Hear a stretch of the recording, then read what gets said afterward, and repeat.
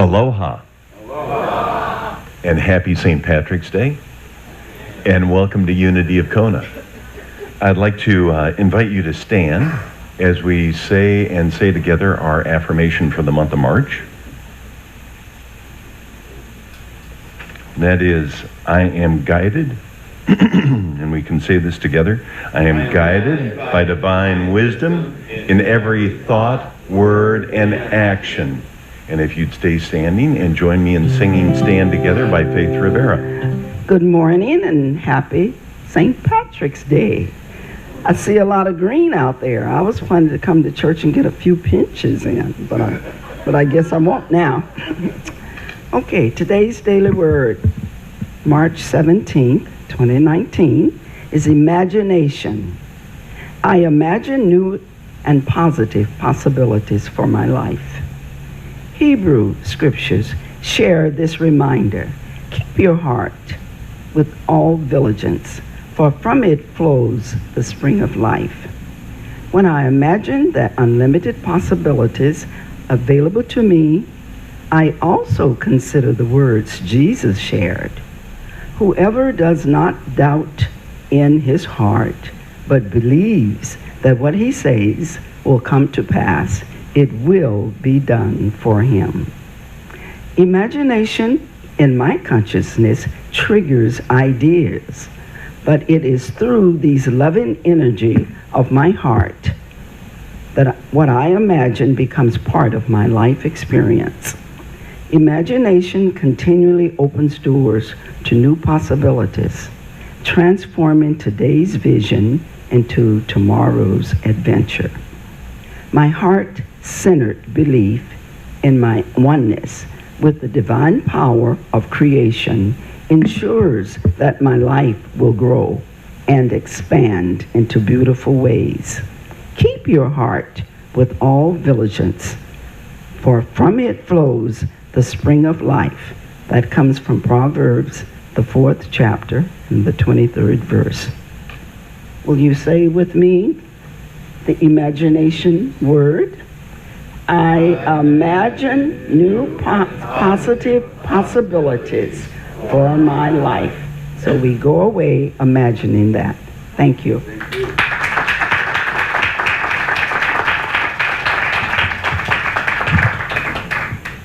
Thank you, Virginia. And now, I'd like to take a few minutes to do our sanctuary visualization. Let's take this time to visualize our sanctuary as a large heart. Feel the loving energy of those around you flowing in and around and through you. See it flowing through our sanctuary from the front of the church to the back, to include Kayla and the children.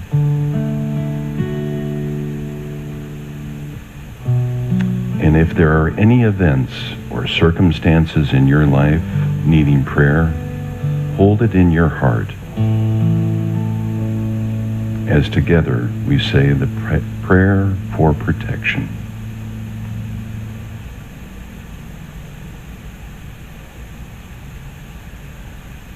The light of God surrounds us. I am the light of God. The love of God enfolds us. I am the love of God. The power of God protects us. I am the power of God. The presence of God watches over us. I am the presence of God. Wherever I am, God is, and all is well. Every breath, there's a choice to make. Every thought is another opportunity to shine. Be a light for all to see. The choice is mine to manifest a destiny so divine and full of possibility, plain to see. It's up to me.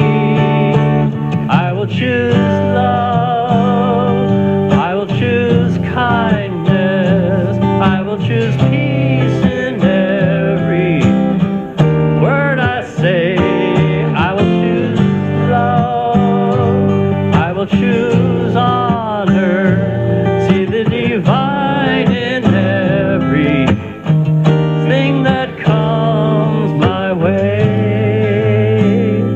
Each and every day I will choose love.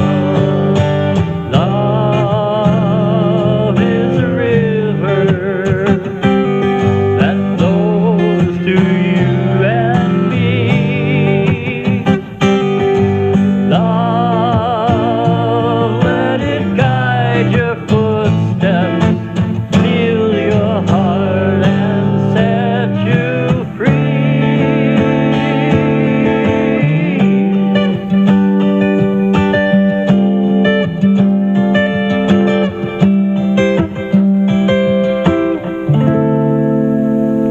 I will choose love, I will choose kindness, I will choose peace in every word I say. I will choose love, I will choose honor, see the divine in everything that comes my way. Each and every day I will choose love.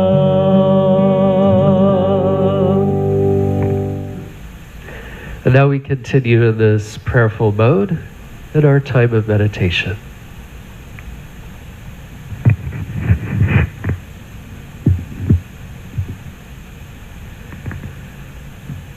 This morning we practice the wisdom of Irish men and women as we take time in contemplation. This morning we'll use words attributed to St. Patrick to guide our time of meditation. This morning we reset and we reflect on our own divine nature, our Christ. Christ with me, Christ before me, Christ behind me. I relax into peaceful energy. I breathe in deeply.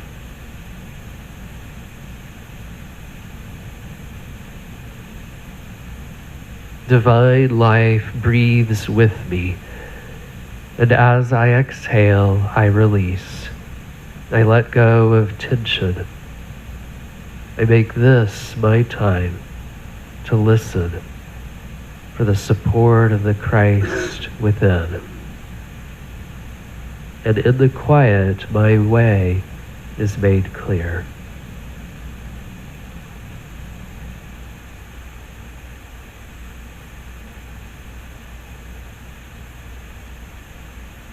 Christ in me, Christ beneath me, Christ above me, Christ on my right, Christ on my left. As I breathe, I concentrate on the idea of divine life as my good. My stability stands in the divine. My compassion rushes forward from the God of love. My creativity flutters from divine mind. My courage burns within.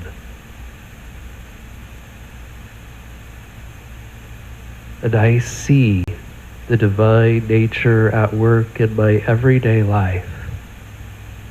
And I breathe into this idea in the silence.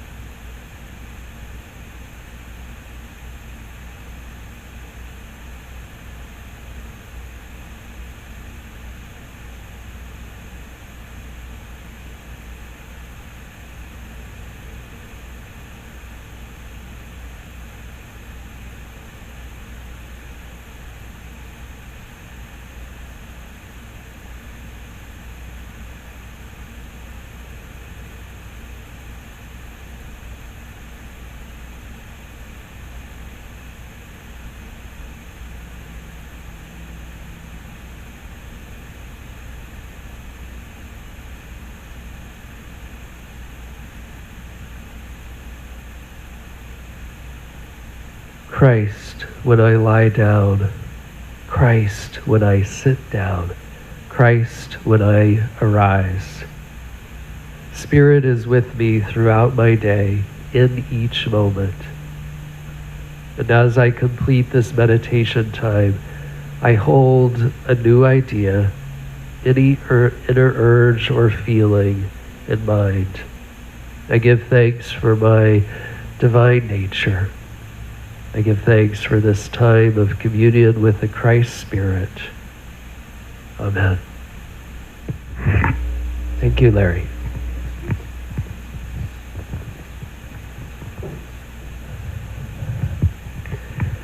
St. Patrick was called by Spirit up Krog Eigel and tempted by the devil, or so they say. St. Patrick climbed the mountain of the eagle, now called Krog Patrick, and he stayed there 40 days and 40 nights, fasting and praying for the people of Ireland. The story goes that when he was out of food, the devil appeared, but not in the form, and not in one form rather, but in the form of a horde of crows. The crows surrounded him and began to move in on him, jumping and pecking and crowing. And he began to yell and scream and make his way to a bell at the top of the hill. And he rang that bell wildly so that everyone in the countryside could hear the bell. And then he yelled at the crows, "Away with you! Worship the Lord your God." And Patrick, with a renewed faith, walked back down the mountain and continued to serve the people of Ireland for the rest of his life. That is a story filled with a legend, right? Happy St. Patrick's Day. You know, in unity, we can look to other faith traditions. We can respect our Muslim neighbors, our Buddhist neighbors. We can pray with the Muslims of New Zealand today.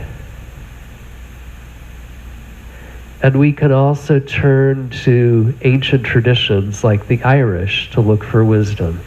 So today we're talking about the spiritual wisdom of the Irish.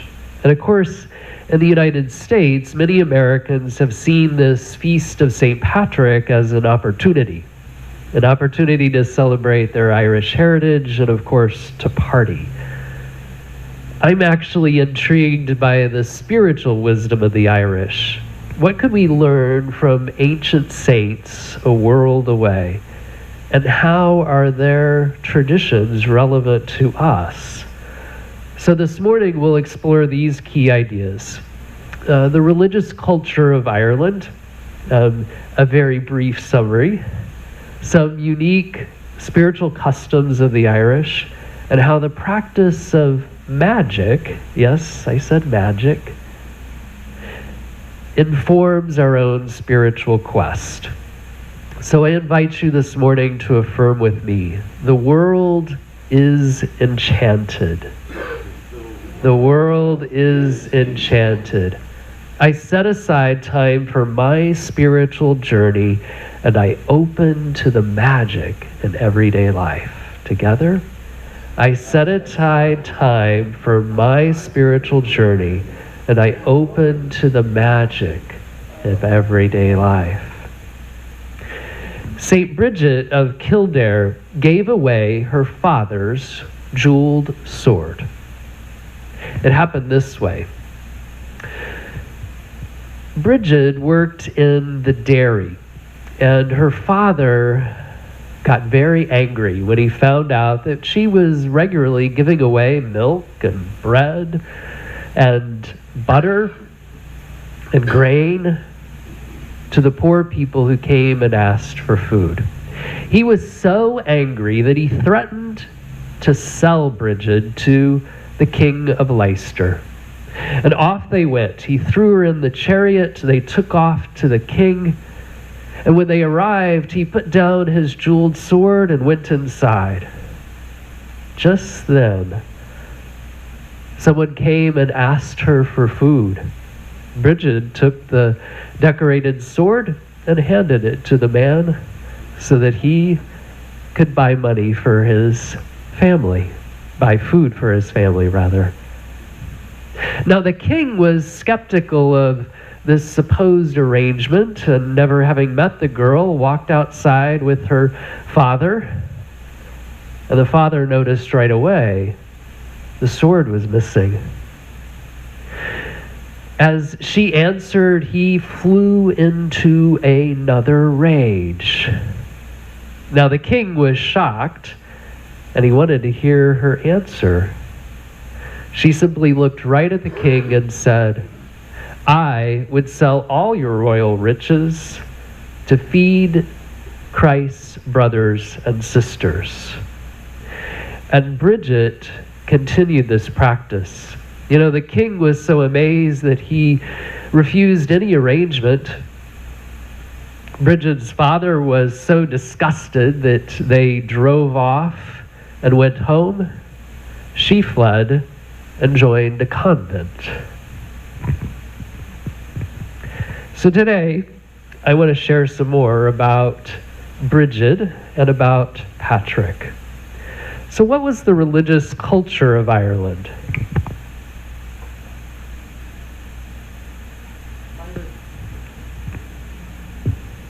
I turned it off, I turned it on. By the 5th century, various invaders had actually moved into Rome. And the peace of Rome and its European territories experienced chaos. Violence reigned. Millions lost their lives. Dynasties crumbled as buildings fell. Meanwhile, in Ireland, the Christian successors of Patrick moved the culture from chaos to peace. The Christians of Ireland did not conquer, but simply adapted. Before Christianity, the early Celts of Ireland were semi-nomadic warriors known for violence and cruelty. And on that isolated island, there were Druid priests who connected the people to the cycles of nature. The religion of the Irish was both nature-based and Christian. Both of those religions, nature-based and Christian, embraced the magical. So what do I mean by magical? By magic, I mean techniques that use what we seemingly think of as supernatural agencies of the forces of nature. Magic encompasses all 4 elements of nature: water, air, earth, and fire. And we might use the word magic for those enchanted and sacred incidents of life. You know, the Irish spout enchanting stories of Patrick's courage as well as his earthiness and warmth. Do you know that he regularly rescued souls from purgatory every Thursday and Saturday? And that he gave the salmon the gift of jumping? There's a story about that too. In fact, Patrick was not Irish. He was probably born in Scotland, but he adopted Ireland and became an Irishman at heart while sharing the sacred.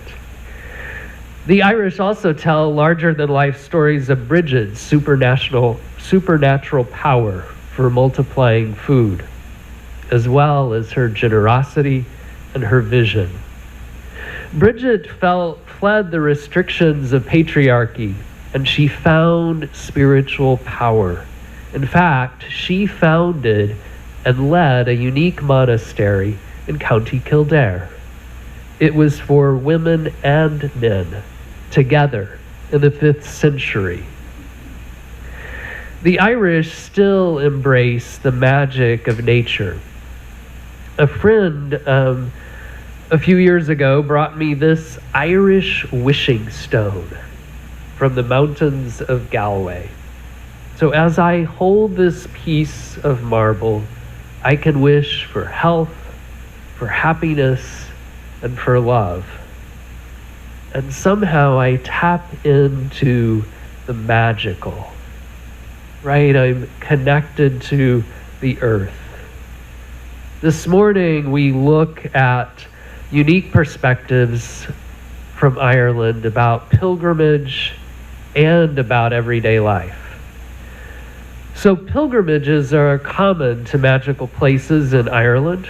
The story of Patrick has to do with a pilgrimage to the mountain. The 2,500-foot peak in County Mayo has been a pilgrimage site for 5,000 years. Patrick wasn't the first. At the top, early people marked the beginning of the harvest season, and the early Christians built a tiny church. Today, thousands still make the climb for contemplation and transformation. And the thing about a pilgrimage is being invested in the journey, not knowing what the outcome will be, but taking the journey. So why are some places sacred? The Irish actually speak of finding God in thin places. And they're not talking about a diet. These are spots where the divine seems more readily available, where the seen and the unseen are connected. One of those places is an ancient tomb at Newgrange, built so that every December 31st, or every December 21st, light enters a small opening and illuminates the center room for exactly 17 minutes. These people were deeply connected to nature. The ancient Irish also gathered at groves, at stones, and lakes. Celtic Christians set churches on those special places. And Bridget directed the building of the Church of the Oak, a sacred site of the Druids. So how do the Irish think of the sacred in everyday life? Well, they recognize that people can connect to the magic of nature in their common activities. Celtic Christianity is, in a sense, panentheistic, meaning it stresses the nearness of the divine, but also understanding its greatness. Let's think about the idea of equality. God is present in everyone, right? That's about the nearness of God. Irish Christianity began with monastic communities, and most of those were male-oriented. But sometimes women were seen and became valuable and valued leaders. Their centers of learning actually praised diversity. 5th century understanding of diversity. Written in one of the monastery rule books was this idea: different is the condition of everyone, and different is the nature of each place. They stress the importance of love above order and giving suggestions rather than restrictions. So what is magical about creativity? Think about the Celtic crosses of Ireland. Some of them are 10 to 15 feet tall, and with them the Irish took ancient nature symbols and incorporated them with an active faith. In his book, How the Irish Saved Civilization, Thomas Cahill explained how the monks of Ireland read and copied much of Western culture, most of Western literature.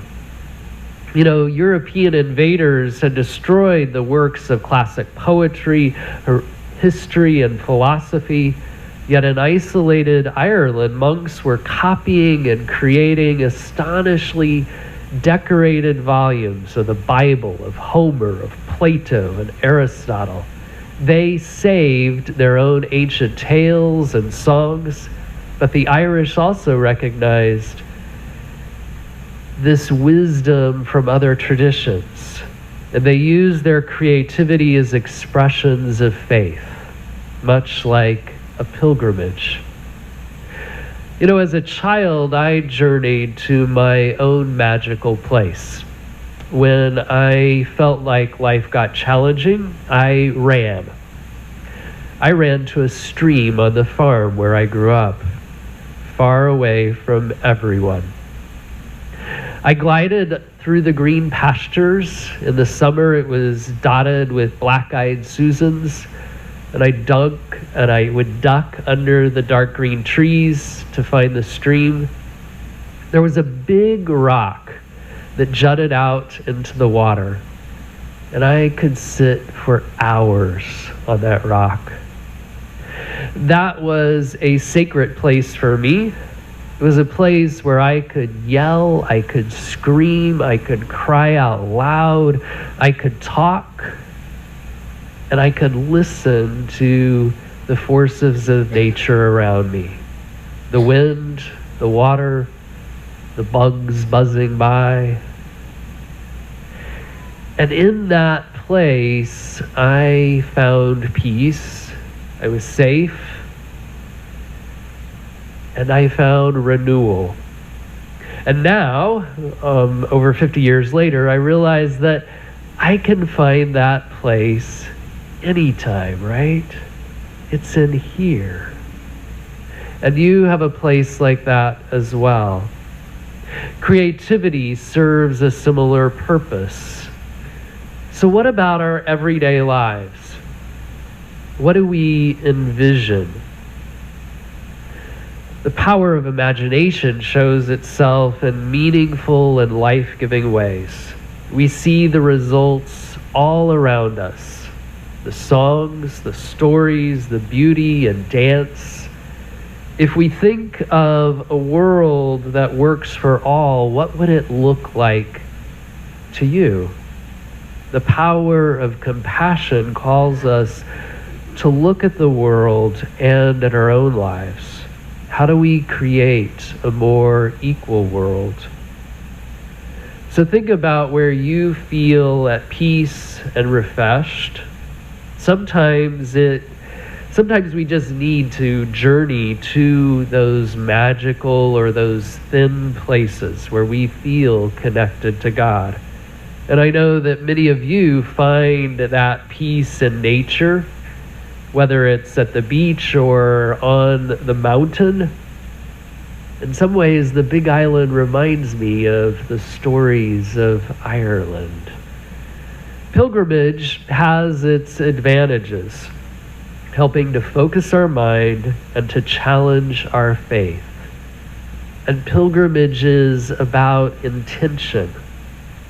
We remember too that our everyday lives are a spiritual journey.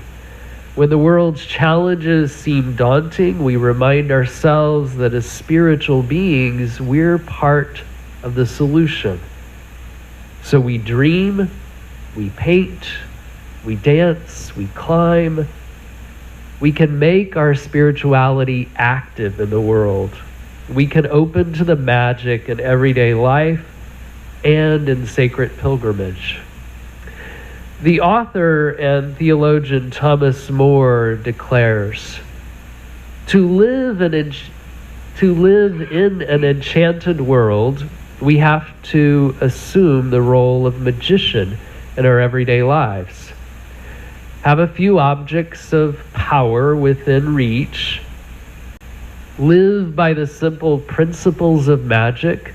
Use poetic language and imagery in our practical affairs, and cultivate an abiding attitude that is at home with mystery and the interiority of life. So we can use magic every day In this season of Lent, we might choose to fast and pray. We may not choose to spend 40 days on a mountain, but we might choose to let go of chosen foods, activities, or our own negative thoughts. We can embrace the enchanted. We can share beautiful words and gestures with each other. We can offer each other rituals and ceremonies to honor the changes of life. And we can always ground ourselves in the green of nature, in simple practices, and in wild imagination. So affirm with me again, the world around me is enchanted. The world around me is enchanted. I set aside time for my spiritual journey. I open to the magic in everyday life. I set aside time for my spiritual journey. I open to the magic in everyday life. Let's try that last one again. I open to the magic in everyday life. I'll close with an Irish blessing. Deep peace of the running wave to you. Deep peace of the flowing air to you. Deep peace of the quiet earth to you. Deep peace of the shining stars to you. Deep peace of the Son of Peace to you. Amen.